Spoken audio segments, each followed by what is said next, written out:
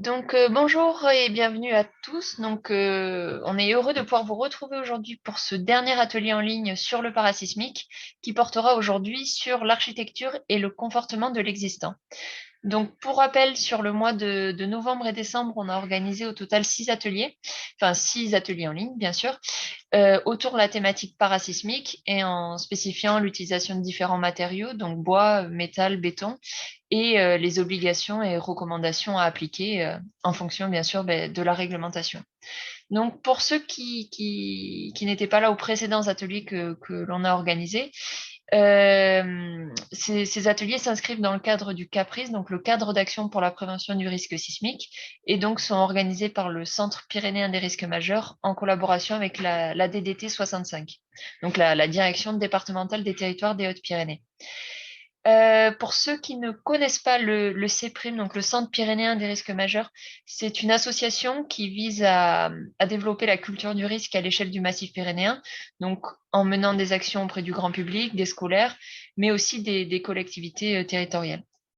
Donc aujourd'hui, nous allons assister à une présentation de Monsieur Dominique Lerche et Madame Élodie Pierre, qui sont responsables du DSA Architecture et risques majeurs à Paris-Belleville. Donc, petit point pour l'organisation, à l'image des autres ateliers, leur présentation va durer environ 1h30 et s'en suivra un temps de questions-réponses durant lesquelles je pourrai retranscrire vos questions aux deux intervenants. Donc, n'hésitez pas à renseigner vos questions dans la rubrique questions-réponses en bas de votre écran et de noter vos remarques dans le fil de la discussion si vous en avez. Donc, j'en profite de cette introduction pour rappeler que les webinaires seront rediffusés sur YouTube à l'issue de ce moment de formation. Et les diaporamas pourront également être téléchargés sur notre site internet à la fin dans les jours qui suivent, à la fin de cet atelier. Nous enverrons à tous les participants le lien permettant de télécharger l'ensemble des diaporamas présentés pendant ces 6 web ateliers. Donc, Élodie, je te laisse la parole si tu veux commencer avec ta présentation. Merci. Merci Célia. Bonjour à tous. Je vais peut-être commencer, si c'est possible, de partager le diaporama.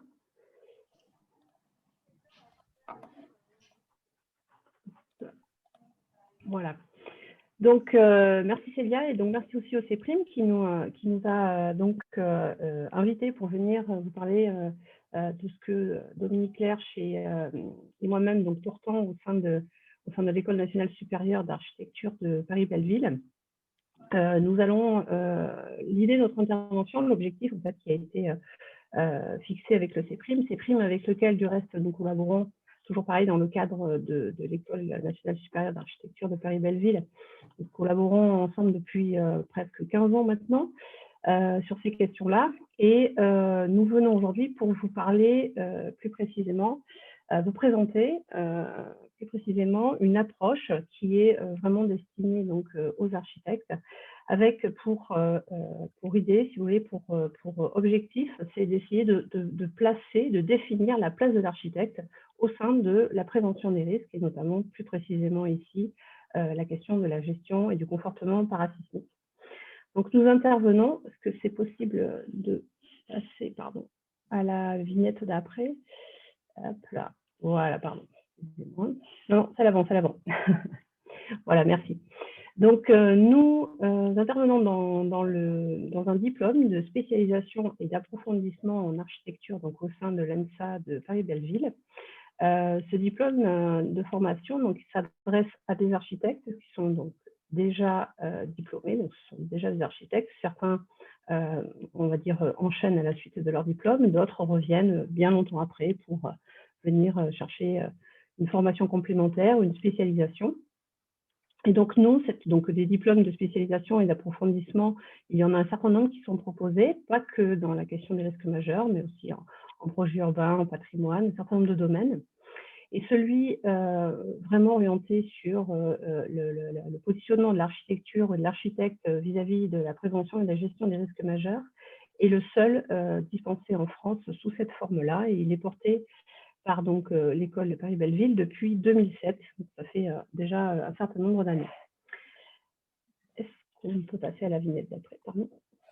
voilà, donc l'objectif, c'est de venir approfondir les connaissances de l'architecte et lui apprendre, au travers d'un champ assez vaste d'enseignement, apprendre à prévenir et donc à gérer les risques majeurs, donc, qui peuvent être donc, bien sûr de tout type, donc de l'inondation à la gestion paracyclonique, parasismique, glissement de terrain, avalanche.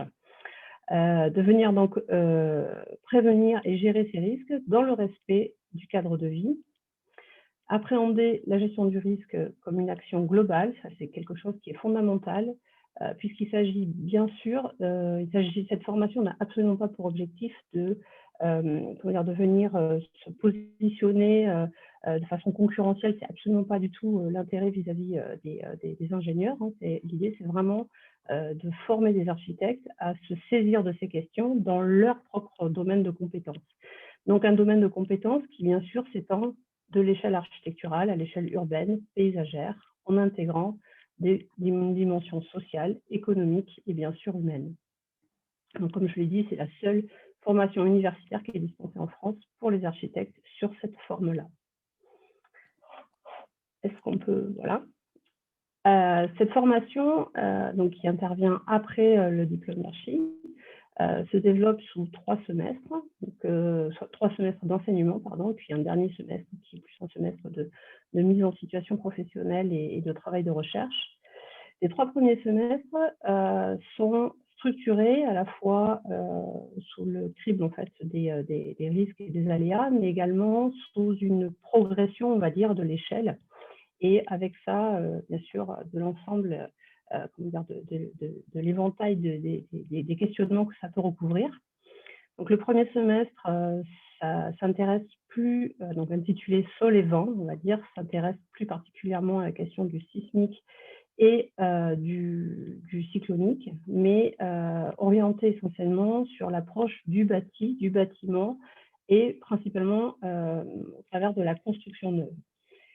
Le deuxième semestre, donc, qui est celui dans lequel nous intervenons, Dominique Lerche et moi-même, c'est un semestre qui est intitulé Eau et territoire. Alors, eau parce que justement, il recouvre à l'échelle du territoire un certain nombre de questions qui sont en lien avec la gestion de l'eau, le ruissellement, etc. Et territoire parce que on sort dans le cadre de ce semestre-là de l'échelle du bâti pour s'intéresser à l'échelle du quartier, de l'îlot, mais aussi de l'urbain dans sa dimension un petit peu plus élargie. Et bien sûr, on ne s'intéresse pas que à la question de l'inondation, on a tout ce qu'un territoire peut recouvrir, donc ça va du parasismique à, bien sûr, glissement de terrain, etc. C'est dans ce cadre-là que nous intervenons et nous collaborons avec le CEPRIM pour venir proposer des ateliers de travail in situ dans les Pyrénées, dans la vallée du Gave de Pau depuis maintenant un certain nombre d'années. Le troisième semestre, c'est un semestre qui regroupe plutôt la question de l'urgence et de la reconstruction et développement, donc reconstruction suite à des catastrophes, mais aussi tout ce qui peut être fait en zone à économie faible pour promouvoir une certaine forme de reconstruction plus pérenne et essayer de lutter justement contre un certain nombre d'aléas. Et comme je vous le disais, donc le dernier semestre, c'est un semestre plus de mise en situation professionnelle de l'étudiant, avec un travail de recherche qui est proposé en parallèle. Est-ce qu'on peut passer à la vignette d'après?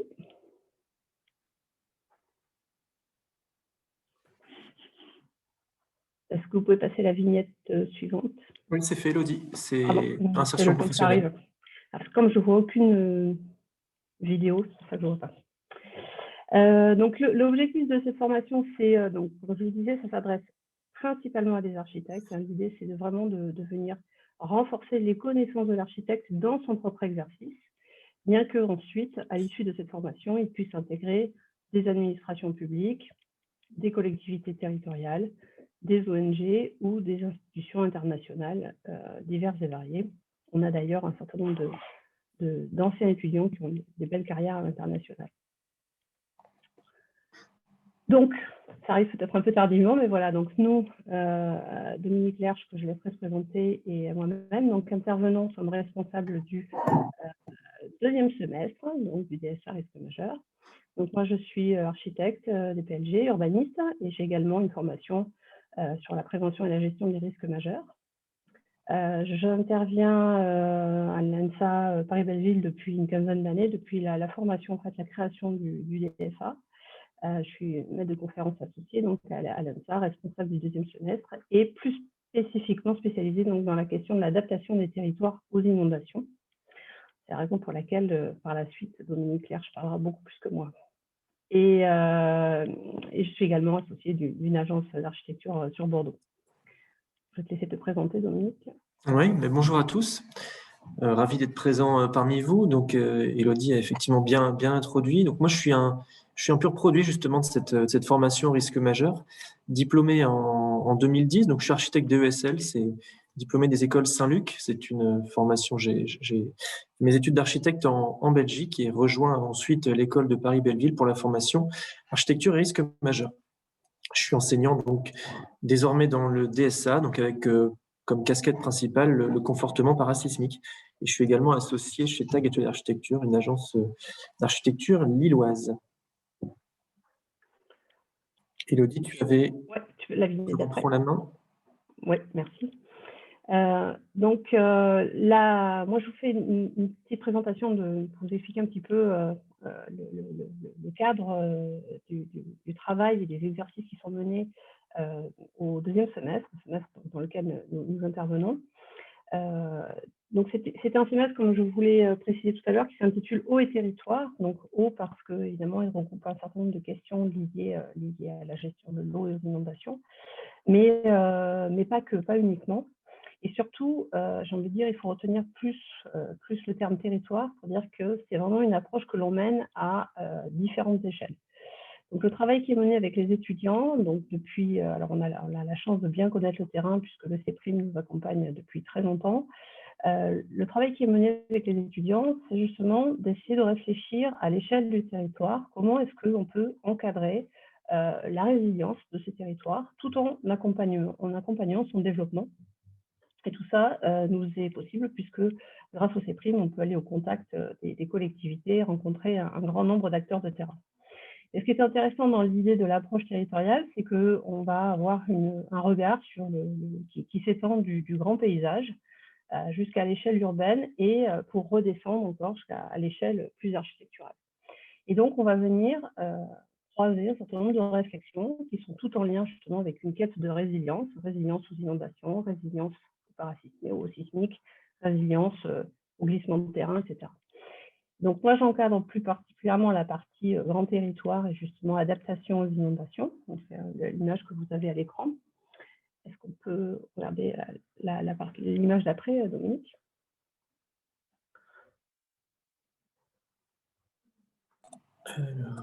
Un peu lourd, je sais pas. Ouais, pardon. Voilà.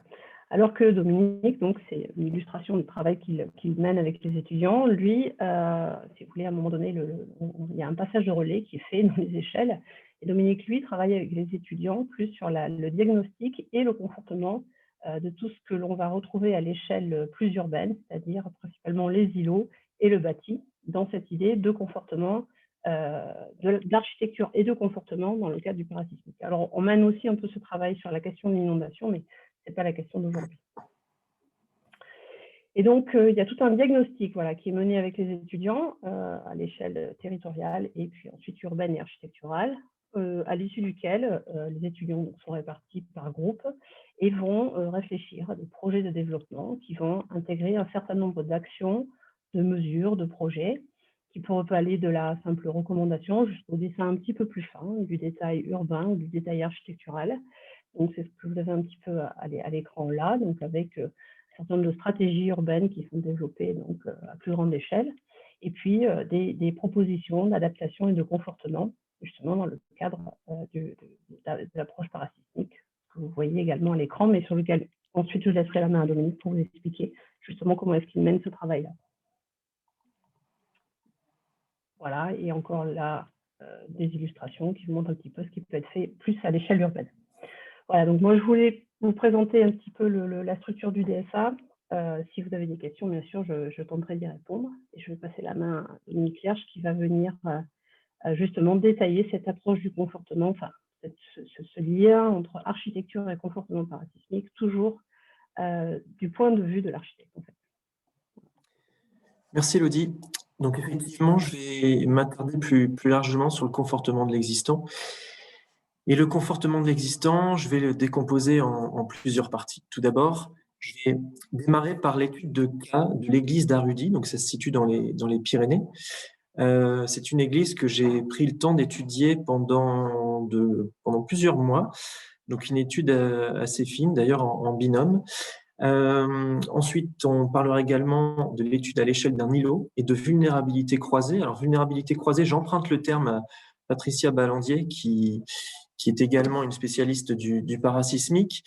Et enfin, je vous présenterai l'étude de cas à travers des travaux d'étudiants de la promotion 2019, qui était une étude sur la commune de Pierrefitte-Nestalas. C'est la commune d'ailleurs dont Elodie vient de présenter 2-3 pages, mais d'un autre travail. Donc, d'abord, commençons par l'église d'Arudi. Alors, pourquoi parler de ce bâtiment? Parce que c'est vrai que quand on parle de confortement de l'existant, on peut avoir en tête tout type de bâtiment. Alors, celui-ci, on étudiait en fait à l'époque très largement le patrimoine de certaines communes. Donc là, on s'était figé sur la commune d'Arudi. Donc, on a regardé le musée, l'église, la mairie également. En fait, l'église était un cas assez particulier et vous allez comprendre dans les diapos suivantes pourquoi. Donc tout d'abord, le diagnostic de l'existant, il se fait, la liste n'est pas exhaustive, mais on démarre tout d'abord par un relevé en plan, parce que bien souvent, pour les bâtiments patrimoniaux dont je viens de vous parler, on n'avait pas de plan, donc on fait un relevé qu'on essaie de faire le plus précisément possible. On fait également un relevé des façades. Et puis, bon, aujourd'hui, on essaie bien évidemment de le modéliser tout ça en 3D pour bien comprendre un petit peu le bâtiment et les différents enchevêtrements des différents porteurs, qu'ils soient murs, des différents planchers, là pour l'église, des voûtes, du clocher, enfin de la nef principale. On va y venir. Ensuite, il y a bien évidemment donc l'analyse du gabarit, l'analyse de sa structure qu'on détaille, qu'on détaille. Et on va faire une analyse en statique, parce que l'analyse en statique, c'est le premier point. C'est-à-dire, là, l'étude n'est pas du tout faite sous le cadre de la sollicitation sismique, c'est vraiment l'étude des charges et uniquement des charges. Parce qu'il faut déjà que le bâtiment soit bien conçu en analyse statique pour pouvoir fonctionner en dynamique. Et ensuite, on arrive à l'analyse justement en dynamique et pour accéder enfin à des propositions de confortement. Donc l'église d'Arudi, c'est une église assez intéressante, mais somme toute dans sa composition assez classique. Donc vous le voyez, elle a une nef, elle a des chapelles, en tout cas des bas-côtés, elle a un clocher, je ne sais pas si vous voyez ma souris, mais qui se trouve à cet endroit, et puis voilà, une sacristie. Donc pas mal de choses. Par contre, et ce qui est assez important à dire, c'est pas mal de choses qui se sont greffées au fil du temps. Et donc, vous allez peut-être comprendre ensuite l'articulation avec la méthodologie justement de la recherche sur les îlots. Donc, tout d'abord, vous voyez, alors j'espère que le document est assez net, mais on a une première partie, c'est la phase 1 de la construction de l'église, qui date d'une époque romane. Vous voyez que l'église, à cette époque, était tout à fait modeste, en tout cas dans ses proportions. C'était vraiment la première phase de construction de l'église. On passe ensuite sur une phase 2. Alors la phase 2, elle est venue créer un percement au sein de la nef, un deuxième percement au sein de la nef, et puis les premiers bas-côtés sont apparus, et avec également la mise en place d'un premier clocher, mais d'un clocher qui prendra par la suite d'autres proportions, mais je vais y revenir. Ensuite, une phase 3, agrandit encore une fois l'église avec de nouveaux bas-côtés, et donc toujours d'autres transformations, c'est-à-dire qu'on vient percer à nouveau la nef à différents endroits. Je passe, donc phase 4, vous voyez le processus continue avec une création du nouveau percement, une création d'entrée, une entrée secondaire finalement, et pour terminer sur une phase 6 avec la création, certainement un besoin d'avoir une sacristie, donc une fonction complémentaire, et puis également cette partie qui était la tribune. J'ai peut-être omis ce point, c'est également, il y a eu un contrefort à coller. Alors, est-ce qu'il répond à un tassement ponctuel du bâtiment? En tout cas, il n'est pas arrivé là par hasard. Voilà, je vous montre également l'évolution de cet ensemble complexe, comme je le nomme dans le titre, ensemble complexe, parce que bien qu'il s'agisse d'un seul bâtiment, il est composé de nombreux corps. Et donc vous voyez qu'on voit également sur cette élévation, le clocher a considérablement changé dans ses proportions, puisqu'il faisait approximativement la moitié de sa taille en phase 2, pour arriver au XVIIIe siècle dans des proportions beaucoup plus lancées. On voulait certainement voir cette église de bien plus loin qu'à l'origine. Tout ça répond à des fonctions, et c'est une époque, l'église s'est agrandie parce que certainement la population augmentait, donc le nombre de croyants également. Vous voyez, cette réorganisation de l'architecture passe par évidemment des besoins. Là, vous avez l'axonométrie schématique qui présente justement les différentes phases de construction. Et en fait, tout ça, dans le diagnostic du bâtiment, c'est très important à comprendre. Il faut comprendre comment justement s'organisent ces extensions et ce qu'elles engendrent comme modification au sein de ce bâtiment, qui, je le rappelle, on considère un seul bâtiment. Alors, il y a également je vous parlais tout à l'heure d'analyse en dynamique. Alors, l'analyse en statique, on peut la calculer assez simplement. On identifie bien évidemment chacun des porteurs, chacun des planchers, les voûtes, on a des masses, et on peut regarder ce qui se passe en statique. En dynamique, c'est un peu plus compliqué.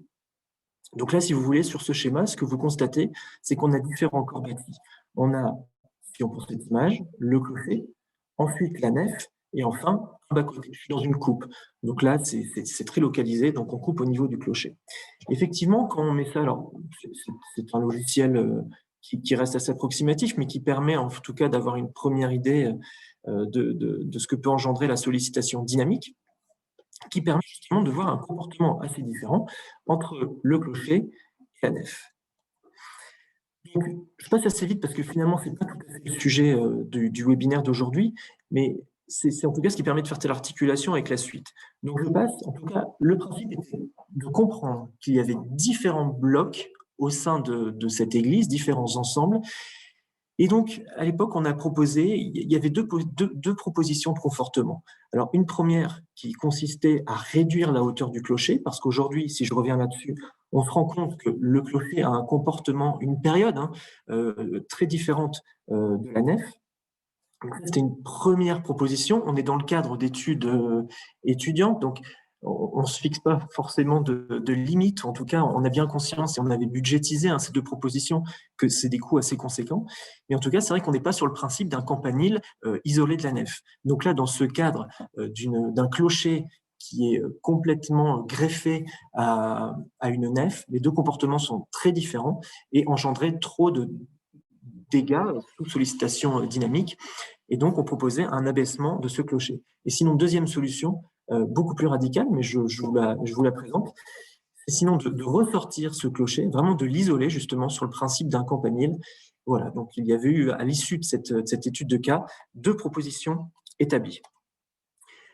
Maintenant, vous comprenez certainement le lien, c'est-à-dire qu'on a regardé un bâtiment finalement composé de différents corps bâtis.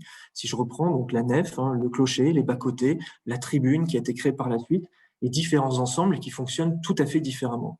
Alors là, on est à Lourdes. C'est un îlot qui est coincé qui s'organise en tout cas entre la rue de l'Égalité, la rue de la Grotte. Et vous voyez, je prends vraiment toute cette partie, ce que j'appelle l'îlot. Parce que finalement, on se rend compte que étudier un bâtiment seul n'a pas tout son sens. C'est-à-dire qu'un bâtiment, il est rarement isolé. Alors, si on parle d'un pavillon au sein d'un lotissement où il y a différents cas, bien évidemment, on peut regarder un bâtiment isolé, et il n'aura pas d'impact sur ses voisins s'il est à bonne distance. Par contre, vous voyez sur ce plan cadastral, c'est issu du cadastre, on voit bien qu'il y a des enchevêtrements entre les volumes qui sont tout à fait particuliers. Déjà, au sein même d'un bâtiment, on voit bien qu'il y a une forme irrégulière, en tout cas de ce qu'on voit en plan. Il faudra après en juger bien évidemment en élévation, en 3D. En tout cas, on voit bien qu'il y a une forme irrégulière. Et cette forme, elle devient d'autant plus irrégulière quand on lui ajoute tous ses voisins.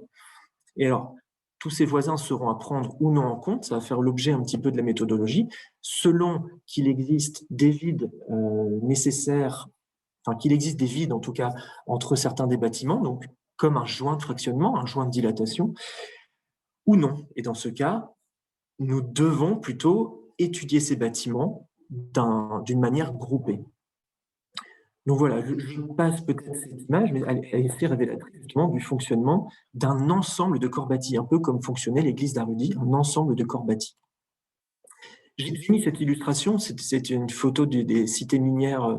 Moi, je l'ai dit en préambule, je viens de Lille, pas mal de cités minières autour de chez nous. Et vous voyez, dans ce cas précis, c'est vrai qu'on est sur un ensemble de bâtiments, on est sur de la symétrie, on est sur des bâtiments complètement identiques, la même époque, la même architecture, les mêmes matériaux. Donc là, finalement, ces bâtiments juxtaposés. Alors après, on peut bien évidemment questionner la longueur de cet ensemble bâti, qui serait certainement à recouper. Mais en tout cas, dans le fonctionnement général entre ces différentes maisons, on n'estime pas qu'il y aura de désordre. On est sur des bâtiments assez réguliers d'ailleurs. Mais par contre, un îlot, c'est rarement aussi régulier que cette image. Un îlot, c'est bien souvent un ensemble de bâtiments très différents qui sont séparés. L'îlot, ses limites, c'est des limites naturelles. C'est soit des voiries, soit des massifs rocheux, comme on le voit sur cette image. Ça peut être un cours d'eau. Voilà, en tout cas, il faut retrouver des limites claires à l'ensemble bâti pour, comment dire, c'est ce qui va nous définir, en tout cas, le cas d'étude. C'est les limites de cet îlot. L'îlot, parfois, il y a aussi des démolitions. Et on voit que cette structure métallique qui a été mise en place, elle n'est pas là par hasard. Elle vient compenser le bâtiment qui a été supprimé. Alors, ce bâtiment supprimé, il avait différentes fonctions, mais notamment celle d'épauler certainement ses voisins. Alors, lequel il venait épauler, je ne sais pas. Peut-être les deux. Sinon, on aurait peut-être retrouvé qu'un contrefort d'un seul côté. Là, en tout cas, la structure métallique vient et effectuer des poussées latérales, ce que le bâtiment faisait précédemment avant d'être démoli. Je ne parle pas du sol, mais bien évidemment, il y a aussi des poussées, en tout cas des pressions, et on peut retrouver d'ailleurs des déformations au niveau des habitations voisines liées à ces modifications de charge sur le terrain. Donc, chacun des bâtiments qui composent un îlot, il est caractérisé par plusieurs points, et cette liste, elle n'est pas exhaustive en l'état. Il y a tout d'abord son époque, parce que son époque, bien souvent, elle va nous donner des indications sur le type de fondation, sur le type de matériaux. Pour ça, on est capable souvent de le voir depuis l'extérieur, mais sur les matériaux intérieurs également, sur le type de plancher et également sur le type de liaison. Donc nous, ce qui est important dans le DSA, quand on démarre les travaux, c'est justement de faire un premier passage au niveau des différents bâtis et d'essayer de comprendre un petit peu leur fonctionnement. Quand je parle de type de liaison, je parle est-ce que c'est de l'encastrement, est-ce que c'est de l'articulation, c'est bien souvent les deux principales liaisons que l'on retrouve. Ensuite, évidemment, un point très important, c'est son gabarit. Sa hauteur, sa profondeur. Alors ça, bien souvent, il faut regarder les cadastres. Il faut avoir la chance de visiter également le bâtiment, ce qui n'est pas toujours le cas dans nos travaux d'étudiants. Enfin, il y a également sa fonction. Parce qu'une habitation, par exemple, qui était destinée initialement à recevoir de l'habitation, à recevoir en tout cas, oui, c'est ça, des personnes pour y vivre. Si, imaginons, elle est modifiée pour accueillir une médiathèque ou une bibliothèque, la charge sur ces planchers va considérablement changer. Alors, même si ça a été étudié en statique, peut-être pas en dynamique. Donc, c'est des points à prendre en compte également. Enfin, il y a sa vétusté. Donc, tout ça, je vais le détailler par la suite avec des illustrations. Sa vétusté, donc l'état du bâtiment, ses différentes pathologies.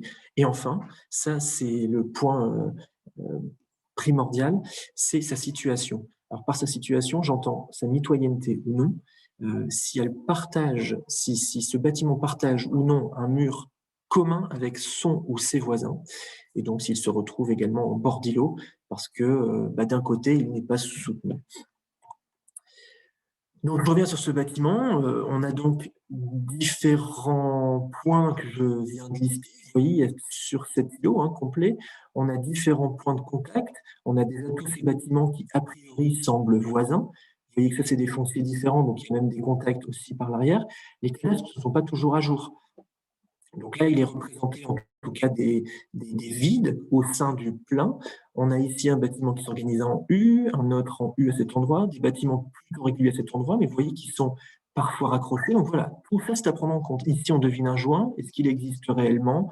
Bon voilà, c'est tout ça, bien évidemment. Par la suite, on doit affiner, faire une lecture fine, bâtiment par bâtiment, mais également à l'échelle de l'îlot. Le but est d'arriver à un confortement à l'échelle d'un ensemble bâti que que l'on décomposera, bien évidemment. Donc, tout d'abord, l'époque et le type de construction. Alors ça, c'est un exemple à Lille, hein, c'est une photo que j'ai fait il n'y a pas si longtemps que ça, entre finalement un bâtiment plutôt ancien et un bâtiment plutôt contemporain.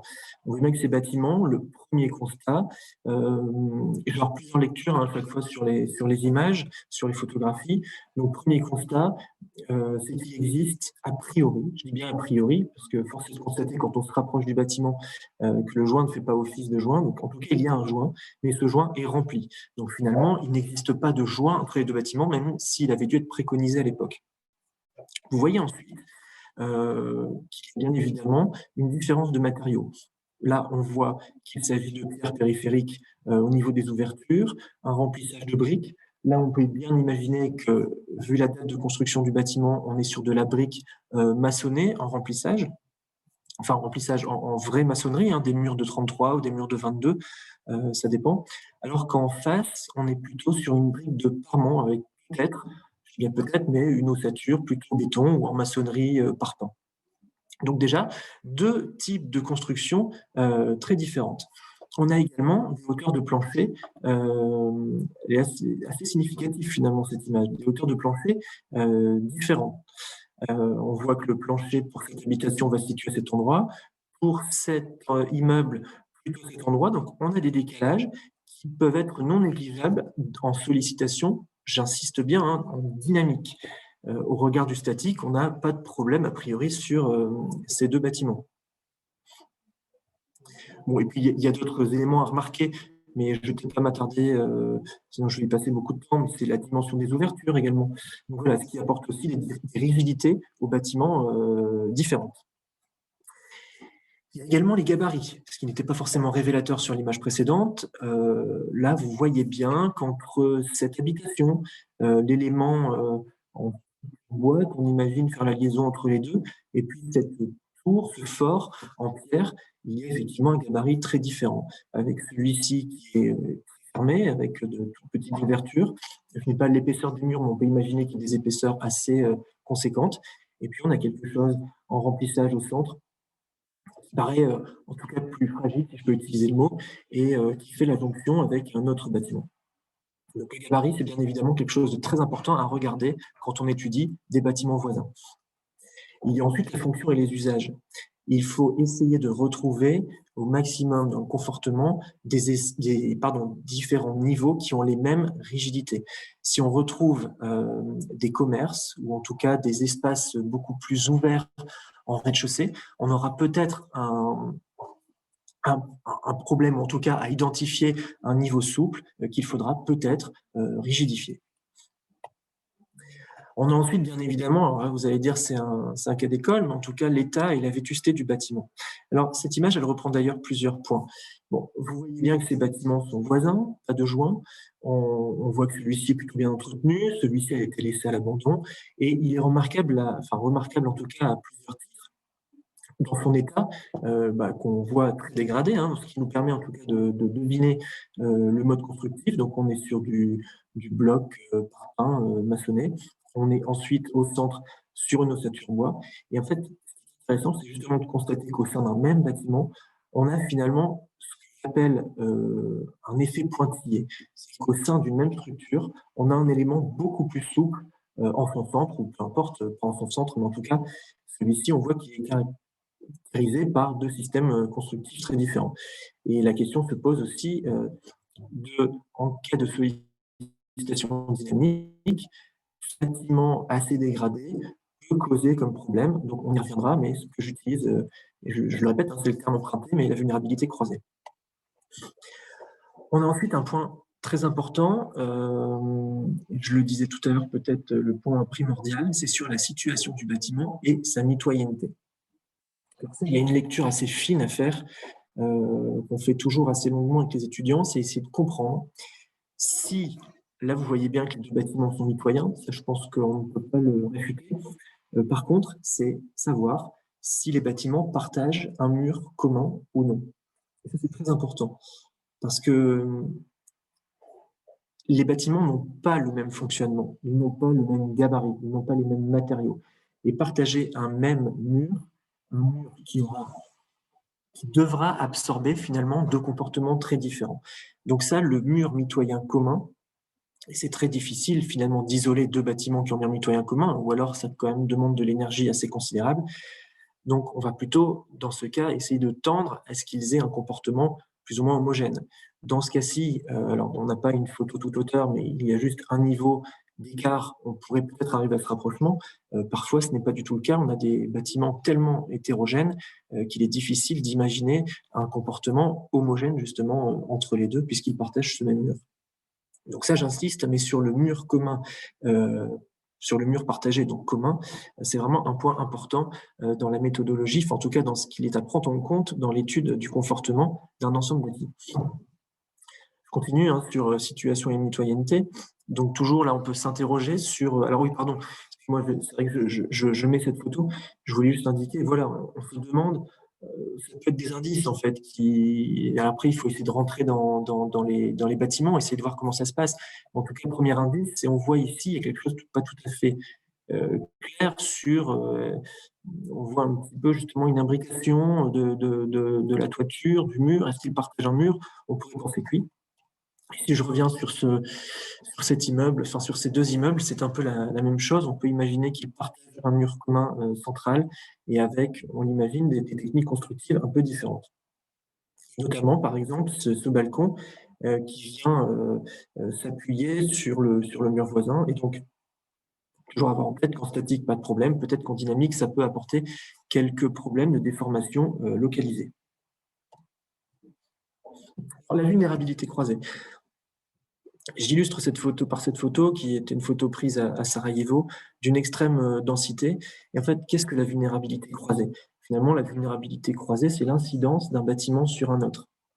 C'est le risque que peut apporter un bâtiment sur un autre. Donc, pour éviter. Alors, si on parle de vulnérabilité croisée, il faut étudier à l'échelle de l'îlot le rapport plein-vide. C'est effectivement, est-ce que ces bâtiments sont isolés, au sens isolés par un vide, est-ce qu'il y a un vide entre eux? Il faut bien évidemment regarder les gabarits et l'irrégularité entre les bâtiments voisins, donc c'est un rappel de tout ce que je viens de dire. Et enfin, liaison entre les bâtiments, mur mitoyen commun ou non, très important. Et enfin, l'état et pathologie des bâtiments. Parce qu'un bâtiment en bon état peut souffrir d'un voisin qui, lui, est en mauvais état ou est très dégradé ou présente des pathologies. Donc, le rapport plein vide, il est important. Je reprends cette photo parce que si on ne s'est pas attardé tout à l'heure assez longtemps, on constate effectivement qu'il y a cet élément que j'appelle Gilles peut-être un peu rapidement, mais en tout cas par rapport à la masse que représente la masse et la rigidité que laisse supposer son voisin.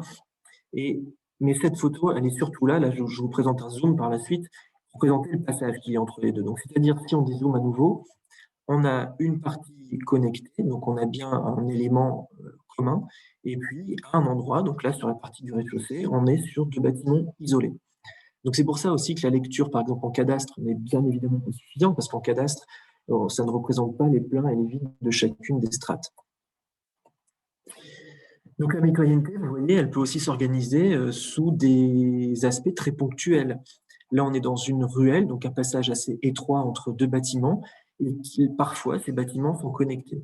Alors, je suis redondant avec ce propos, mais en statique, aucun problème. En dynamique, ça peut poser un problème parce qu'on vient brider localement des parties des murs latéraux.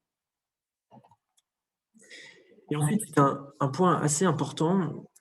J'avais assisté à une présentation par deux architectes grecs, ce qu'ils appelaient des poutres de liaison. Alors, c'est pas l'image que vous avez sous les yeux, mais en tout cas, elles nous avaient fait part d'un système de poutres en bois qui pouvait connecter les maisons, et ces poutres en bois servaient de fusibles en fait en cas de sollicitation dynamique. Je trouve ça très intéressant. Il faut savoir qu'on retrouve quand même dans beaucoup d'architectures, entre autres méditerranéennes, mais ce qu'on appelle donc des poutres de liaison, donc ces éléments qui viennent connecter des bâtiments pourtant séparés par un passage, par une ruelle, par une rue. Voilà, donc là, bien évidemment, il serait compliqué de calculer, en tout cas de regarder le comportement de ce bâtiment, sans regarder le comportement de celui-ci, bien évidemment, puisqu'ils sont connectés par un élément structurel. Donc on ne peut pas isoler ces deux bâtiments. Enfin, au sens constructif, on pourrait le faire, mais en tout cas dans l'étude, en diagnostic, on ne peut pas les séparer. Je reviens sur donc des points pour expliquer davantage comment dire, ce qu'on prend en compte dans les différents diagnostics. Il y a aussi le rapport entre gabarits. Là, le rapport de gabarit n'est pas si impressionnant, mais on constate néanmoins qu'il y a 2,5 niveaux d'écart entre ce bâtiment et ce bâtiment. Ils vont donc avoir des périodes différentes et un risque d'entrechoquement, puisqu'on ne retrouve pas de joint entre les deux bâtiments. Je ne sais pas s'ils partagent un mur ou non, mais même s'ils ne partagent pas de mur, il y a en tout cas un risque d'entrechoquement et renforcé par des périodes différentes. On voit également qu'il y a une surélévation, donc 2 matériaux différents, et je vais y revenir. 2 matériaux différents, qu'ils soient superposés ou en extension, peuvent aussi causer des problèmes, toujours en dynamique bien sûr. Ensuite, en termes de gabarit aussi, les élancements à regarder au sein du bâtiment propre. L'élancement, regardez s'il n'est pas irrégulier finalement, que ce soit en hauteur ou dans ses proportions. On a parlé de la mitoyenneté, donc ça je peux passer peut-être assez rapidement. Et l'état du bâtiment, donc comme je l'évoquais, celui-ci a un gabarit plutôt régulier a priori, et néanmoins il est entouré, donc il a une mitoyenneté avec 2 bâtiments qui sont plutôt dans un état assez dégradé. Alors on peut imaginer qu'en sollicitation dynamique, ces 2 bâtiments pourraient avoir une vulnérabilité croisée défavorable pour le central. Oui, alors effectivement, j'en ai parlé tout à l'heure. Ce que j'appelle l'effet pointillé, c'est quand un élément est beaucoup moins rigide, ou en tout cas on a une sensation vraiment d'ouverture caractérisée au sein d'une façade.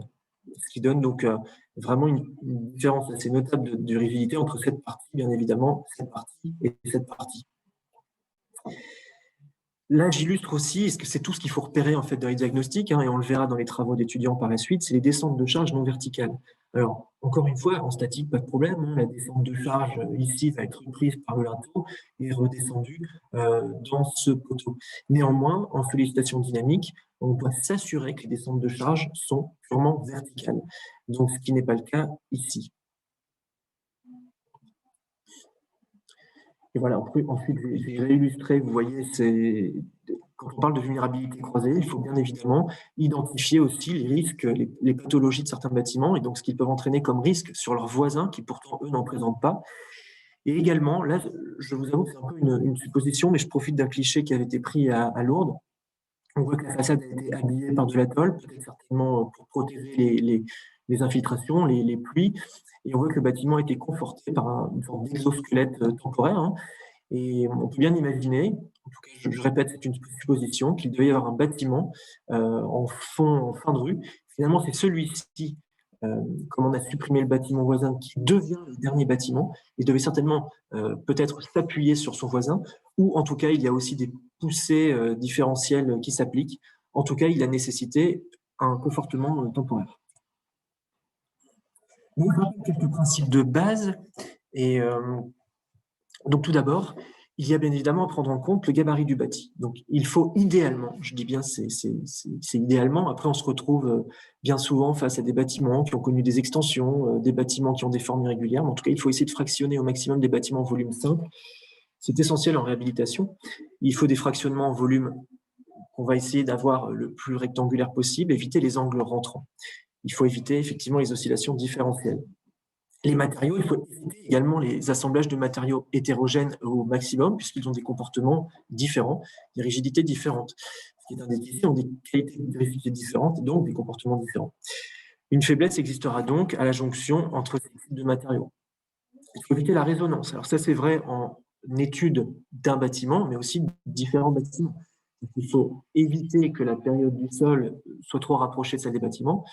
Et à l'inverse, c'est pas l'inverse, mais il faut regarder également qu'entre bâtiments voisins, les périodes ne soient pas trop éloignées. Au contraire, il faut plutôt avoir un comportement assez homogène. Vous voyez comment peut-on modifier la période d'un bâtiment? Ça dépend de sa masse, de sa rigidité. Donc la masse, elle peut être modifiée par la modification des porteurs, des planchers, donc par un ajout ou à l'inverse, soit alourdir, soit alléger. Et la rigidité, elle peut être modifiée par un changement de gabarit et d'altimétrie du bâtiment, comme on le proposait tout à l'heure pour l'église d'Arbudy et son clocher. Il faut éviter les superpositions de niveaux rigidité trop différentes. Ça, j'en parlais tout à l'heure, c'est ce qu'on qualifie de niveau souple. Et enfin, on parle de poteau court, c'était vraiment l'illustration que je vous montrais tout à l'heure avec la descente de charge non verticale. On a une discontinuité de structure verticale et ou des éléments structurels verticaux bridés. C'était également l'exemple que je donnais avec ce balcon qui venait contre le mur mitoyen, qui pouvait donc brider ponctuellement ce mur. Donc, bien évidemment, l'idéal, c'est les joints, mais on sait bien qu'en contexte urbain, en contexte dense, bien souvent, les bâtiments sont accolés les uns aux autres et voire partagent des murs mitoyens. Donc, ce qu'il faut éviter, c'est l'entrechoquement si on ne souhaite pas justement harmoniser les comportements des bâtiments. Donc, les constructions existantes, hein, c'est ce que dit, elles ne possèdent dans la plupart des cas pas d'espacement ou de joints permettant leur liberté de mouvement. Et donc, il faudra, si on n'arrive pas à créer ces espacements suffisants, essayer d'avoir des comportements quasi homogènes, ou en tout cas qui vont fortement se rapprocher. Alors ça, c'est extrait. La source, c'est l'agence qualité construction, hein, c'est renforcer le bâti existant en zone sismique. On voit bien que le principe, c'est schématique, mais en tout cas, c'est de réunir ces deux constructions par des câbles précontraints pour harmoniser finalement leur comportement. Deux bâtiments qui étaient isolés, on vient regrouper pour avoir un comportement homogène et un comportement plus satisfaisant. Alors cet exemple, qui n'est que schématique là sur cette page, il a été réalisé en Suisse. Alors c'est d'ailleurs un document que je vous invite à regarder. La source, c'est Confortement parasismique de construction et c'est les stratégies et recueils d'exemples en Suisse. Alors là, pardon, on n'a pas la fin de ma source. Et là, cet exemple, c'est le lycée, alors j'espère que je le prononce bien, mais Neufeld à Berne. Et alors vous voyez que dans son état existant, alors quelques précisions que je n'ai pas en tête, mais c'est un bâtiment en béton armé datant de 1965. La Suisse a mené une campagne sur certains bâtiments en fait publics, lycées, casernes de pompiers, des bâtiments à une classification importante, et a mené des études justement pour apporter un confortement parasismique. Le bâtiment ressemblait à ça au préalable, donc deux bâtiments isolés, avec, on voit bien, une excentricité du noyau. Hein, c'est là qu'on retrouve la cage, l'ascenseur certainement et l'escalier. Je ne sais pas si c'est un ascenseur, mais en tout cas l'escalier, donc avec un noyau assez dur qui donne une excentricité au barycentre des torsions. Et le travail a consisté à regrouper les deux bâtiments, supprimer le joint central pour finalement retrouver un bâtiment complètement symétrique. Donc ça, c'est un projet qui a été réalisé en Suisse et les travaux, bon, je suis désolé, je n'ai pas la date de réalisation, mais en tout cas, voilà, vous pouvez retrouver ça donc, dans la source que je cite en bas de page. Alors, je voudrais maintenant vous présenter le travail d'un groupe d'étudiants à Pierrefitte Dallas. C'était la promotion 2019. Alors, chaque année, Élodie l'a introduit tout à l'heure, on a donc quelques groupes d'étudiants, on choisit une commune et on ne choisit pas un seul bâtiment, mais bien un ensemble de bâtiments. Alors, l'étude va consister, vous allez le voir, à étudier en plan, en élévation, en 3D, cet ensemble bâti pour comprendre son fonctionnement et essayer soit de séparer, de diviser par sous-ensemble cet ensemble bâti. Alors je répète que c'est des travaux étudiants, nous ne sommes pas ingénieurs ou architectes, donc on ne s'attarde pas, on n'a pas le temps de s'attarder plutôt sur les calculs. Donc vous allez voir, ça reste peut-être assez généraliste, mais on essaie aussi, comment dire, que le prétexte, on a une compréhension urbaine beaucoup plus large, une compréhension là à l'échelle également de la commune, et peut-être que ces divisions en sous-ensemble va permettre de reconnecter par exemple le parc qui est ici avec cette rue. Vous voyez, ça peut devenir aussi le prétexte justement de parties urbains ou de parties architecturaux. Donc l'îlot, il est juste... Excuse-moi Dominique, je Oui. me permets d'intervenir, excuse-moi, c'est pas très sympa de te couper comme ça, mais visiblement certains n'ont pas bien entendu tout à l'heure ma présentation, parce que je devais avoir un problème avec le son, j'avais le casque, je sais pas. Juste pour dire le lien que tu faisais, tu disais on n'est pas... Excusez-moi, je me permets d'intervenir pour insister, parce que si vous ne l'avez pas entendu, je pense que c'est important que vous compreniez quelle est la démarche en fait. C'est-à-dire que la formation qui est proposée et la démarche que développe Dominique, c'est vraiment une façon de procéder qui est vraiment propre aux architectes et qui s'adresse à des architectes. L'idée derrière ça, c'est de former les architectes justement à pouvoir communiquer avec des bureaux d'études, avec des ingénieurs, etc., mais de rester finalement maître de leur conception. C'est-à-dire sans avoir la prétention d'avoir les compétences d'un ingénieur, il faut au moins que l'architecte puisse être autonome dans sa conception et dans sa réflexion. Et c'est l'intérêt de la démarche et l'intérêt de l'enseignement qui est proposé. Voilà.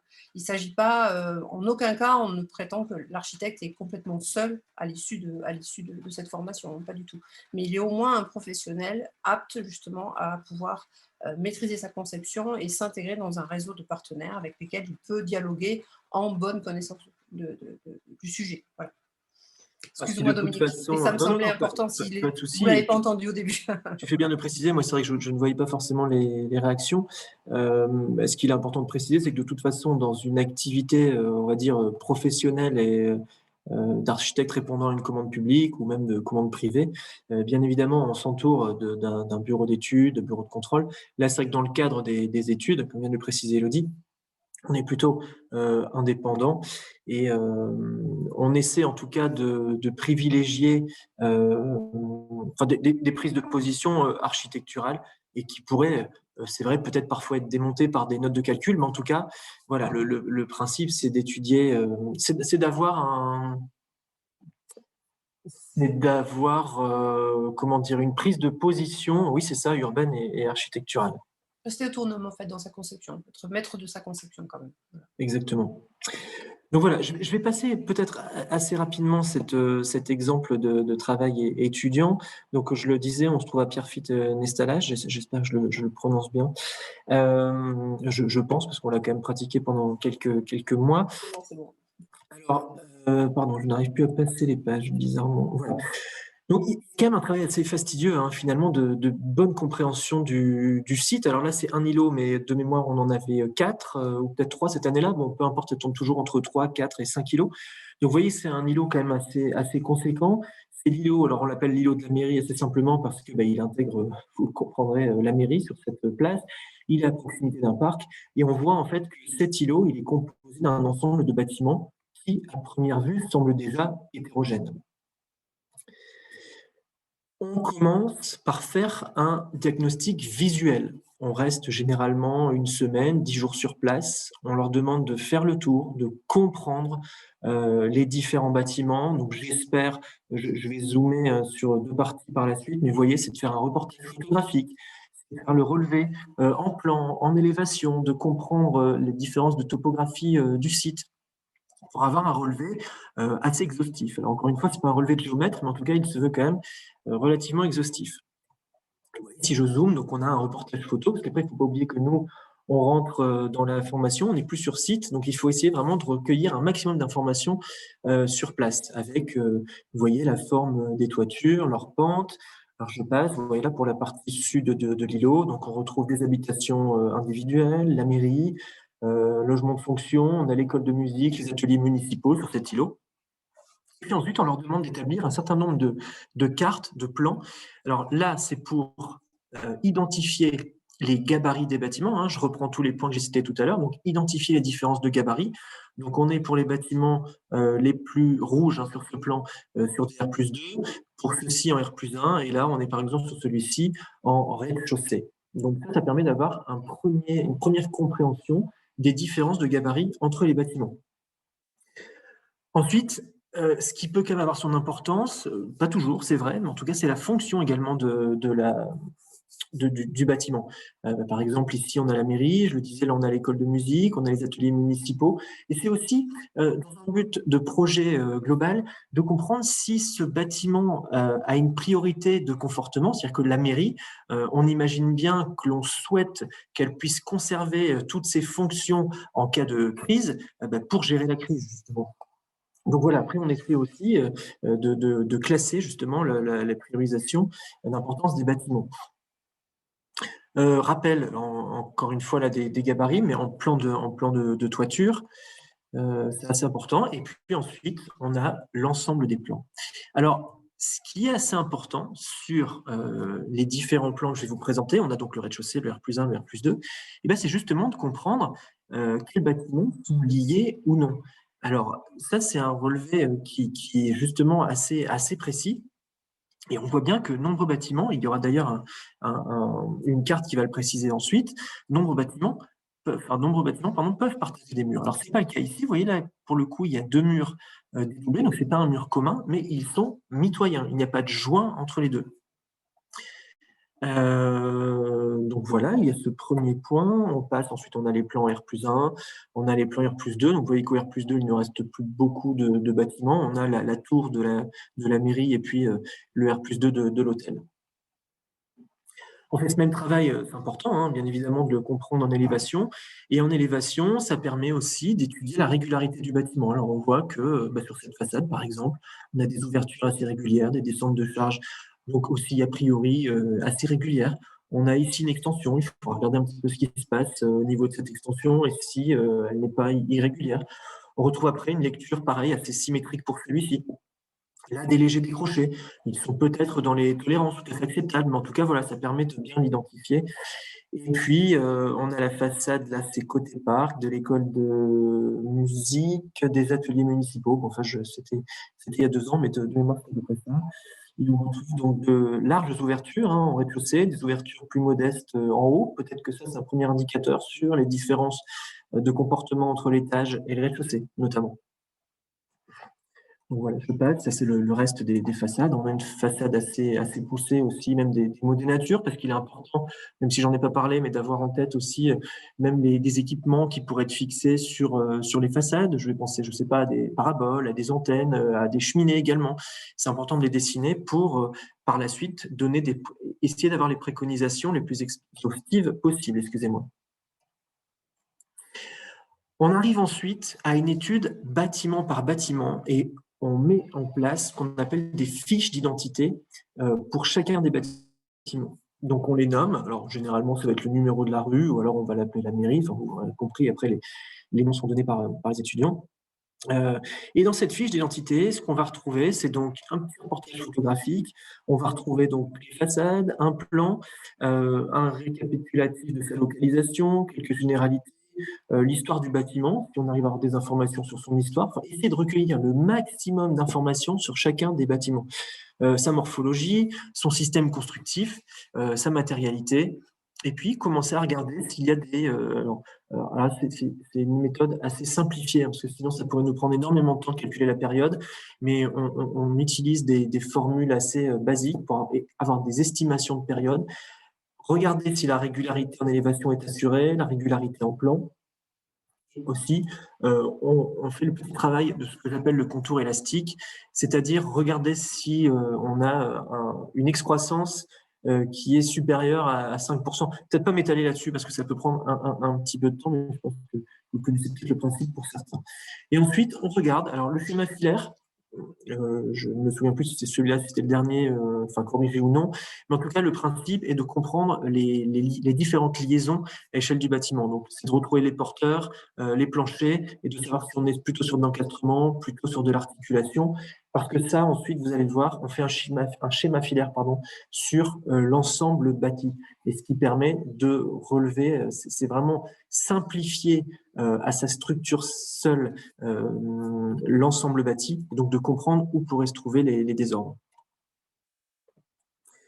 Fiche d'identité, toujours, donc je passe, mais vous voyez, on essaie quand même d'être assez précis, parce qu'une fois encore, je le répète, mais ensuite on retourne dans les locaux du DSA et on n'a plus forcément accès au bâtiment pour les étudier. Je passe encore sur les fiches d'identité, vous l'aurez compris, donc chaque bâtiment est étudié un peu à la loupe. Je passe, je crois qu'on arrive au bout, et ensuite, enfin au bout en tout cas des fiches d'identité. Ensuite, il y a un diagnostic structurel. Vous excusez la faute d'orthographe, il y a parfois des coquilles dans leurs travaux. En tout cas, ce qui est important, c'est de repérer les différents types de matériaux également. Donc, vous voyez ici, on retrouve les différents types de structures. Alors, cette carte, elle est censée représenter, vous voyez, les différents types de matériaux et également s'il y a mur partagé ou non. Donc, moellon, alors c'est le système constructif celui qui est davantage retrouvé dans les Pyrénées, hein, ce système de pierres appareillées entre elles. On retrouve également du parpaing, de la structure métallique et des poteaux et voiles béton. Donc vous voyez finalement que déjà à l'échelle de cet îlot, alors qu'on pourrait très certainement, et vous verrez par la suite, recouper, même s'il existe de nombreuses connexions, il existe pratiquement systématiquement, oui, des connexions entre tout. Mais on a donc une charpente métallique, on a une extension ici en béton, on a principalement des bâtiments en moellon. Et ensuite, pour les bâtiments qui pourraient posséder, alors c'est pas le cas des planchers béton où il n'y a pas forcément de sens de portée, mais s'il y a des planchers bois, c'est de comprendre le sens de portée, repérer s'il y a des planchers béton, ce qu'on appelle des diaphragmes, donc là par exemple c'est le cas ici, et enfin repérer si on a des murs mitoyens communs ou non. Vous voyez quand les murs sont représentés de cette couleur, on a un mur mitoyen, et par contre, quand on a un double trait comme ici, on a des murs distants. Ensuite, on essaie d'identifier aussi un maximum les différentes pathologies. Alors, je vais essayer de vous le lire, c'est peut-être pas suffisamment clair à l'écran. On va essayer de relater, en fait, en tout cas d'identifier toutes les pathologies, même si elles n'interféreront pas dans le comportement existant. Ça peut être des traces d'humidité, ça peut être des fissures, parce que ces fissures, elles peuvent quand même révéler qu'il y a par exemple un tassement différentiel, elles peuvent révéler que le bâtiment, oui, en tout cas a bougé. Si on a un changement de matérialité, un changement de remplissage, enfin voilà, on essaie de la même manière de représenter en façade ces différents éléments. Et ensuite, ce qui est important de représenter aussi quand on est sur ces façades longitudinales, donc qui reprennent l'ensemble bâti, c'est les hauteurs de plancher. Parce que les hauteurs de plancher peuvent être très significatives dans le comportement en dynamique des bâtiments mitoyens. Donc, j'arrive bientôt sur la fin de notre présentation, peut-être un peu plus rapide que ce qu'on avait prévu a priori, mais donc sur une proposition de confortement. Donc, vous voyez, ça, c'était le rendu un peu pastel là, des étudiants. Eux avaient choisi finalement de retrouver justement des passages entre cette avenue Jean Moulin et puis le parc. Donc, ce principe architectural, enfin plutôt urbain même, il a été prétexte à pouvoir créer des sous-ensembles au niveau de ce grand ensemble bâti. Donc des sous-ensembles qui sont identifiés comme tels. Alors il y a, vous voyez, il est représenté ici. Un premier sous-ensemble qu'on peut envisager, parce que finalement c'est des bâtiments municipaux pour la plupart, et ensuite peut-être venir encore séparer, donc premier sous-ensemble, deuxième sous-ensemble, et peut-être ce sous-ensemble venir encore les séparer. Donc voilà, c'est ce qui est synthétisé ici. Donc, vous le voyez, la création de percements, donc avec tout ce que ça implique. Je rappelle qu'on est quand même dans le cadre de travaux étudiants. Bien évidemment, dans la réalité, on parlerait, il faudrait des expropriations. Ça demande quand même, bien évidemment, des démarches assez lourdes. Là, on est quand même dans le cadre de travaux étudiants, donc qui ne prennent pas tout ça en considération. Et ensuite, on a des mises en place de stratégies de confortement et implantation d'un nouveau programme. C'est aussi prétexte justement à peut-être rapporter différentes fonctions, créer des fonctions, un nouveau programme dont les étudiants ont estimé un besoin à cet endroit. Vous voyez, ils se sont principalement attardés, je le disais, sur cette coulisse qui est créée entre la rue et le parc, donc qui prétexte à isoler la mairie du reste des bâtiments, parce qu'on a estimé que cette mairie était essentielle au bon fonctionnement post-crise, et donc il fallait l'isoler pour éviter la vulnérabilité croisée. Et ensuite, c'est un travail un peu plus approfondi sur cette partie.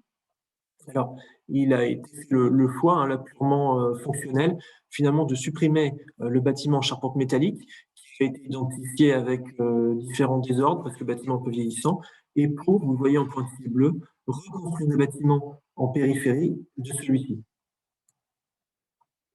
Alors, tout ça n'est pas qu'une réponse finalement technique et même architecturale, c'est aussi une réponse programmatique. On leur demande d'avoir une vision assez globale du projet. Et donc, ils font des propositions sur comment s'organisent les circulations, parce que le diagnostic, il est effectivement structurel, mais il est également fonctionnel.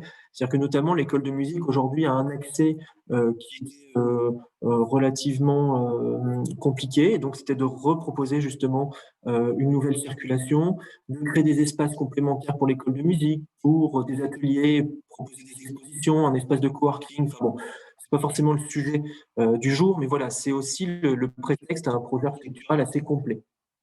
Et donc là, pour détailler la partie de l'extension de l'école de musique, on voit bien, là je vous montre un choix justement de conception, mais par sous-ensemble, l'ajout voilà, de 6 sous-ensembles finalement autour de l'ancien bâtiment. Donc il se retrouve isolé de ses voisins, avec des systèmes en portique et poteaux isolés. Donc vous voyez, il y a une réflexion également sur le contre-ventement. Et puis on arrive à ce type de plan, hein, c'est quand même des plans, enfin j'allais dire assez aboutis, en tout cas sous forme d'esquisse, donc qui intègrent justement ces nouveaux programmes, qui intègrent les plans de la partie existante, et puis qui intègrent également les structures, ce qui est rajouté.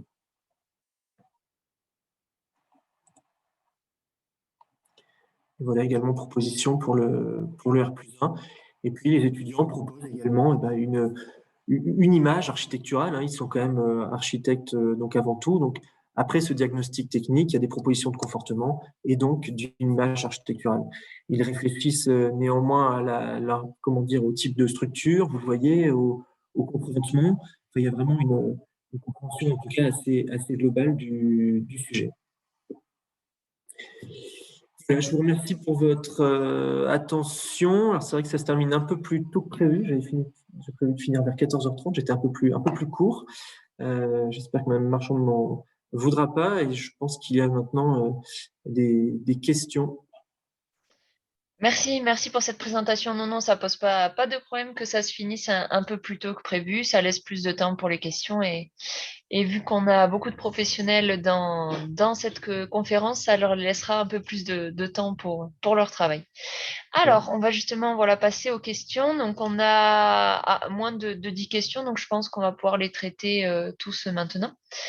Donc, première question. Pour le bâtiment existant, quelle est la méthodologie la plus simple pour évaluer la vulnérabilité sismique à grande échelle? Et comment inciter les propriétaires à réduire leur vulnérabilité sismique de leur bâti à moindre coût, s'il vous plaît? Question large, mais... C'est une question assez large. Alors, il y a un sujet qui est assez compliqué. Comment dire? Je vais essayer de répondre et essayer d'être clair surtout. C'est que quand on regarde le confortement d'un bâtiment, donc vous l'aurez compris, on le regarde avec ses voisins. Quand c'est un même propriétaire, éventuellement, la discussion peut être assez simple. Imaginons si c'est différents bâtiments qui appartiennent à la mairie. C'était justement le cas de Pierre Fitness-Talas, là pour les bâtiments que je vous montrais. On peut faire une proposition d'ensemble. Par contre, quand on commence à avoir différents propriétaires voisins, on va proposer un confortement global, puisque je l'expliquais, parfois les murs mitoyens vont être communs. Donc, comment rendre indépendants les bâtiments? Ce n'est pas simple du tout. Alors, qui va perdre de la surface chez lui? Qui va payer un mur double et surtout l'isoler de son voisin? Vous voyez, comment partager finalement ces frais?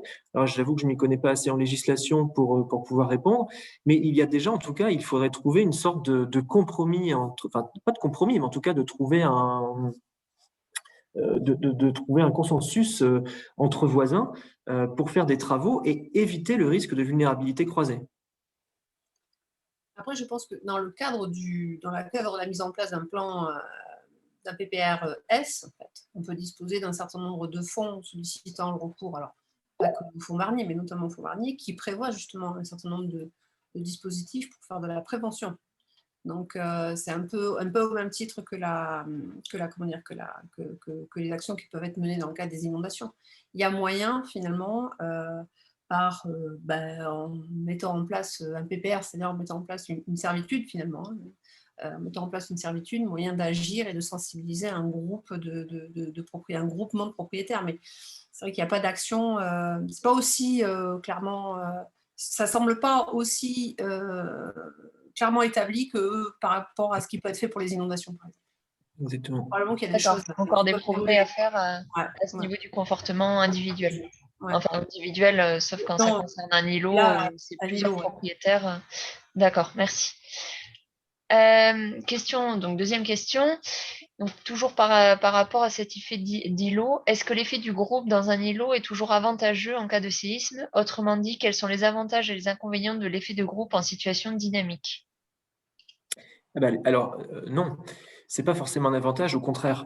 Ce que je vous montrais, par exemple, la référence du bassin minier, vous savez, toutes ces maisons qui étaient voisines et identiques.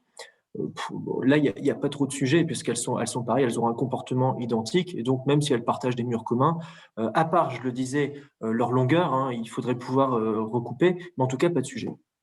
L'effet de groupe, il est bien souvent plus pénalisant qu'un avantage. Parce que dans l'effet de groupe, on va retrouver toutes les, comment dire, on va mettre en avant des différences de matériaux, des différences de structure, des différences de gabarit, des différences de hauteur donc de hauteur de plancher, des différences d'état du bâtiment, c'est-à-dire certains vont mieux entretenir que d'autres leur bâtiment, la structure sera saine, d'autres peut-être, on le voyait sur des bâtiments, bien évidemment, je prenais des cas de figure assez prononcés, mais des bâtiments complètement à l'abandon. Et donc ça, mais finalement, en plus, vous ne maîtrisez pas la manière dont votre voisin va entretenir et les travaux qu'il va faire. Parce qu'un bâtiment, en plus, ce qui est important de savoir, c'est qu'un bâtiment qui initialement pouvait être bien construit, régulier, au fil du temps, et un peu comme l'église d'Arudi, finalement, on va faire une extension ou une surélévation pour répondre à un agrandissement de la famille. Mais cette surélévation ou cette extension, elle va modifier le comportement du bâtiment. Et donc, c'est tout ça qui est à prendre en compte dans l'étude de bâtiments voisins. Donc, rarement, c'est un avantage. D'accord. Là, dans l'exemple, Presque pardon, je donnais l'inverse. l'exemple qui était montré en Suisse, là, le rapprochement des deux bâtiments, oui, a été un avantage parce que pas par chance, mais en tout cas, les deux noyaux étaient, comment dire, aux extrémités. Et donc, le fait de les rassembler, ah bah oui, ça profitait complètement. Là, on retrouve un bâtiment symétrique. Donc là, le regroupement est un avantage. Mais bien souvent, ce n'est pas le cas. D'accord, merci. Et justement, toujours par rapport à ces îlots, est-ce que les urbanistes et les services d'urbanisme ont un rôle à jouer à l'échelle de ces îlots? Tu Oui. veux répondre, Elodie? Mais je pense que oui, évidemment. Oui, je pense. C'est un peu l'esprit du. Alors, pour rebondir sur ce que Dominique a présenté, hein, le travail qu'il fait avec les étudiants, c'est-à-dire que c'est ce que je disais en introduction, c'est-à-dire que la vocation, en fait, on essaie vraiment de repositionner l'enseignement et cette formation au cœur du travail de l'archi. Et en fait, le travail de l'archi, il se situe au croisement de plein d'autres disciplines, et notamment au croisement de l'urbanisme. Enfin, d'ailleurs, j'ai moi-même beaucoup de mal à dissocier les deux. Je ne sais pas comment on peut faire de l'archi sans l'urbain et vice-versa. Mais du reste, oui, bien sûr. Et c'est la raison pour laquelle vous voyez le travail qui a été présenté derrière, où finalement la solution de comportement passe par de la recomposition, en fait, la recomposition d'îlots, la recomposition de centres urbains, une recomposition beaucoup plus vaste, avec une réflexion sur l'espace public et pas que ça. Donc en fait, je pense que les urbanistes ont un rôle fondamental à jouer, parce que c'est eux, quelque part, qui vont pouvoir initier cette idée de restructuration du tissu sur lui-même, en fait, dans une logique de renouvellement urbain. Donc oui, je pense qu'ils peuvent être porteurs de justement un renouvellement urbain qui peut être porteur de confortement et de résilience dans le cas du parasismique, mais pas que le parasismique. Donc oui, je pense il faut que les urbanistes se saisissent activement De la problématique.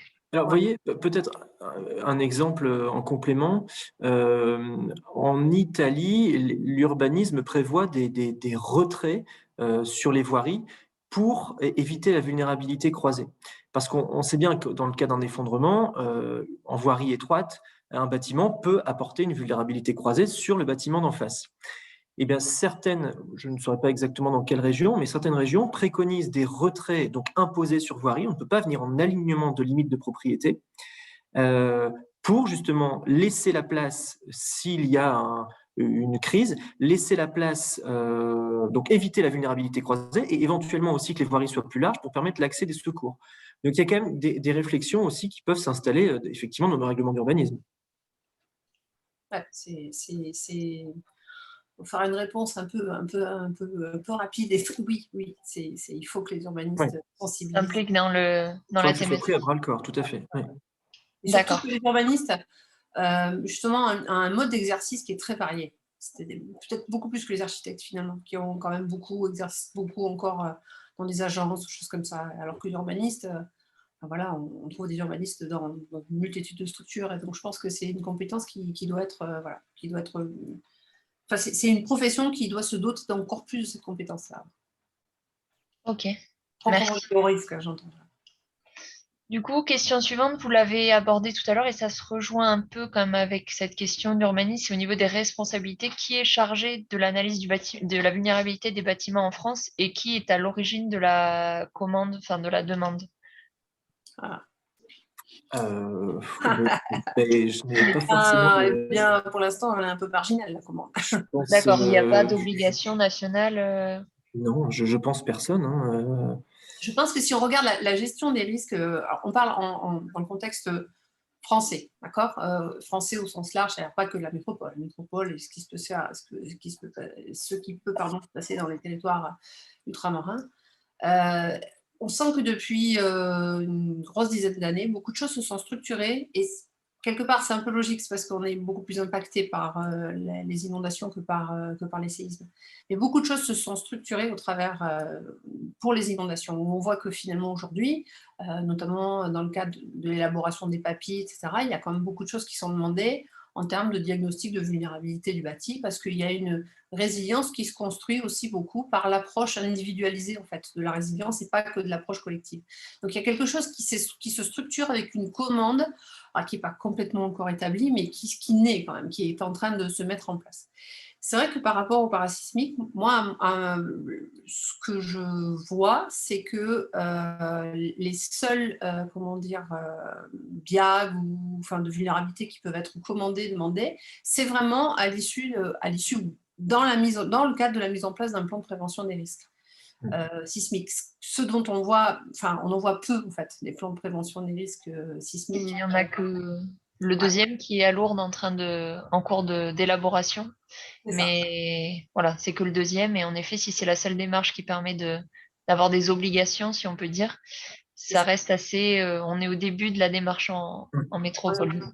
Ouais, on est au début de la démarche. Mais pour moi, je vois que ça, parce qu'il n'y a que ça qui peut aujourd'hui réellement nécessiter, enfin, comment dire, inviter à une certaine commande pour comprendre justement la vulnérabilité. Et derrière, qui est en capacité de mobiliser des fonds pour pouvoir venir derrière faire de la réelle prévention. Parce que c'est quand même un peu le but aujourd'hui de l'exploitation ou de l'utilisation du fonds Barnier, c'est de faire plus de la prévention que des opérations, que du curatif, on va dire. Donc, il pourrait y avoir quelque chose qui structure, mais je pense que c'est difficile politiquement de porter des PPRS. Donc, voilà, il faudrait C'est que ça. progressif. Voilà, c'est ça. D'accord. Question suivante, technique, je pense, d'un point de vue architectural. De quoi est constitué exactement un plan de structure et un plan de poutraison? De quoi est constitué un plan de structure et de poutraison? Alors, je ne sais pas si la question est pertinente pour l'atelier. Est-ce que vous souhaitez peut-être y répondre plus tard par écrit? C'est aussi possible. Je ne sais pas si on comprend bien la question. En fait. Je sais Oui, pas. Alors, honnêtement, je vais pas la comprendre forcément mieux que vous, mais oui, elle est formulée comme ça, peut-être le contenu du plan structure et du plan de poutraison, leur intérêt. J'imagine que alors, la personne voulait peut-être dire ça. Peut-être que la personne qui a écrit cette question pourrait rajouter alors un peut-être, détail dans la discussion. pour apporter une première réponse, le plan de poutraison, il indique donc bien évidemment la localisation. Quand je présentais le travail étudiant avec les différents bâtiments de l'îlot de la mairie, il y a effectivement un plan de poutraison qui montre l'endroit où il y aura les plus grandes sollicitations.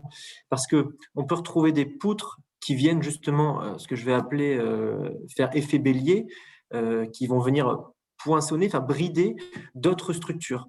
Donc, je ne sais pas si c'est un peu le fond de la question, mais en tout cas, on va les représenter pour voir quel impact ça peut avoir sur les bâtiments voisins également.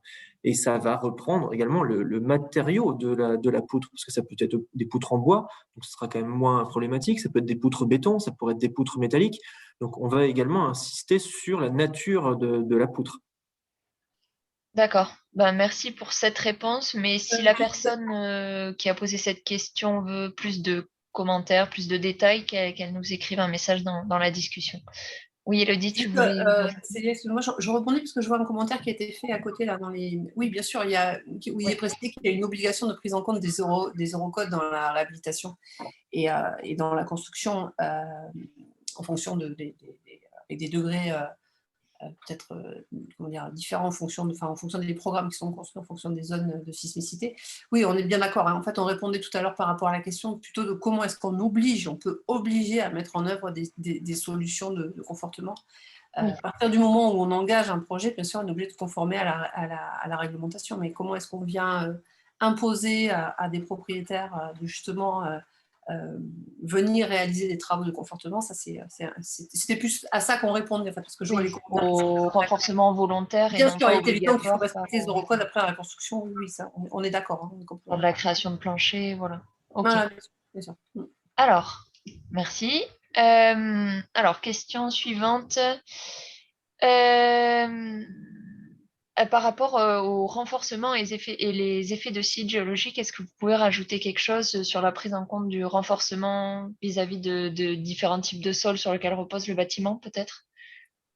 Oui, alors bien souvent, alors on va pas jusque-là en tout cas dans les cas d'études avec les étudiants, c'est-à-dire qu'on n'a pas d'études de sol. Ça serait super, hein, d'ailleurs, effectivement, d'avoir un petit peu savoir sur quoi on construit. Alors on le sait parce que bien souvent il y a une étude de sol dans la commune et donc on peut un petit peu présager de ce qui se passe en dessous. À l'échelle d'un ensemble bâti, on va regarder, alors je parle pas du sol, mais on va regarder aussi d'ailleurs s'il y a des caves. C'est important aussi sur le comportement du bâtiment. Mais bon, bref, je ferme la parenthèse. Le type de sol, on considère bien souvent qu'il est le même. Parce que, enfin, rarement on a assisté à des endroits où on construisait sur un rocher et voisin, par exemple sur un sol argileux. Ça peut se passer, on n'a pas encore eu, je pense, Élodie, de cas de figure. Bon, enfin, mais Alors, ça serait tout à fait envisageable, hein. Je pense au château de Lourdes qui est sur un rocher, ça serait aussi un beau cas d'étude. Là, il y a un effet de site à prendre en compte. Par contre, l'effet de site est généralisé à tout le château, par exemple. Donc, ça serait avoir des effets de site sur un bâtiment et pas son voisin. Je n'ai pas encore eu le cas de figure. Je ne vais pas répondre non. À mon avis, oui, c'est envisageable. Parce que par exemple, pour un bâtiment qui serait à flanc de falaise et le voisin 300 mètres plus loin, non. Enfin, oui, effectivement. Après, du reste, tu parles du cas de Lourdes, mais il y a un microzonage qui est réalisé à Lourdes. Donc, il faudrait des Oui, choses oui, tout à fait. C'est vrai. Ce qui n'est pas le cas de toutes les communes, en tout cas, où on est. Oui, il a été fait suite à l'élaboration du PPRS, il me semble. Il a été fait avant, je crois, mais dans cette optique-là, en fait. Oui, voilà. Ok. Ouais. Très bien, merci. Une question, je pense, qui fait appel à votre avis. Est-ce que selon vous, les architectes sont bien formés pour mener des diagnostics sismiques à grande échelle? Non. Non, ça ne fait pas partie de la formation initiale. On a une lecture, la formation initiale, elle est quand même généraliste, la formation initiale. Et elle pourrait pas d'ailleurs reprendre. Enfin, c'est pas possible. Il y a pas assez de temps dans les 5 ou 5 ans c'était 6 années avant, mais dans les 5 ans maintenant pour parler suffisamment du parasismique. Donc la formation initiale, non, la réponse c'est non. Établir un diagnostic structurel, oui. Un diagnostic confortement parasismique, non. Il faut bien préciser, encore une fois, je ne sais pas si c'est la vocation. Il faut chacun a sa vocation, en fait. C'est-à-dire qu'un diagnostic purement, strictement structurel, je ne suis pas sûre que ce soit pas complètement la vocation de l'architecte. L'architecte, il va avoir pour vocation d'avoir justement un regard, d'être en capacité d'avoir justement cette approche du diagnostic structurel, mais parce qu'il va se positionner dans une démarche de projet.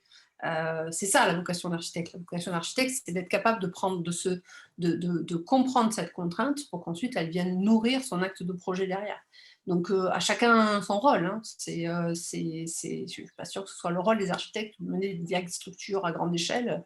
Je pense que ce n'est pas le travail des architectes. Mais à partir du moment où derrière, ils invitent à un projet de plus ou moins grande ampleur, il faut qu'ils puissent prendre part à la réflexion. Et c'est en ce sens-là qu'en fait, la formation elle est destinée aux architectes. C'est-à-dire qu'ils arrivent à intégrer cette dimension et cette contrainte-là, mais sans vouloir effectivement se substituer, vouloir réaliser des diagrammes à grande échelle. Enfin, je ne sais pas ce que tu en penses, Dominique, je pense que ce n'est pas notre vocation. Non, tout à fait, tu as raison. Et on s'entourerait pour cela, oui. Bien sûr. Oui, être avec d'autres professionnels pour faire ce genre de diagnostic. On ne travaille pas seul. C'est pas, voilà. Mais notre compétence à nous, c'est de faire projet, de faire acte de projet. Et donc, pour faire projet, il faut comprendre la contrainte. Et c'est ça l'intérêt. L'idée, c'est de se nourrir de la contrainte pour, derrière, engager une démarche plus prospective. D'accord. Merci. Alors, on va encore traiter une ou deux questions. Alors, concernant la conception architecturale, est-ce qu'il peut y avoir des contreventements en voile béton armé dans les étages très hauts pour permettre aux bâtiments de résister aux effets du vent. Alors, du coup, qui sort sûrement un peu de la thématique sismique, mais peut-être que vous voulez apporter une réponse. En tout cas, d'un regard sismique, je ne conseillerais pas d'avoir des contreventements béton si ces contreventements n'existent pas en partie basse. Il faut quand même assurer au maximum une continuité des charges verticales. Et donc, en tout cas, voilà, de réponse peut-être très factuelle, mais on ne pourrait pas les retrouver que dans les étages supérieurs. D'accord, merci. Excusez-moi, j'ai eu un petit problème technique. Donc, on va traiter la dernière question qu'il reste, qui est elle aussi assez technique. Quelles recommandations sont nécessaires pour la création d'une cage d'ascenseur pour accéder en façade d'un bâtiment existant en zone sismique? Très précis pour le coup, mais je ne sais pas si vous souhaitez y Je répondre. vais être sincère là, un peu trop pour moi. Non, là, il faudrait que je m'adosse de mon bureau d'études. D'accord, c'est pas de souci. Très bien. Ben voilà, on a fait le tour des questions qui ont été posées par les spectateurs. Donc, eh bien, je vous remercie déjà, vous deux, les deux intervenants, pour votre présentation. Il y a eu plusieurs retours dans la discussion. Enfin, elle a été jugée de très claire, précise et bien illustrée. Donc, merci beaucoup. Et d'avoir répondu. Il y a une personne qui, avec plein de points d'interrogation, dit on n'a pas répondu à ma question. Peut-être on peut prendre le temps. Alors,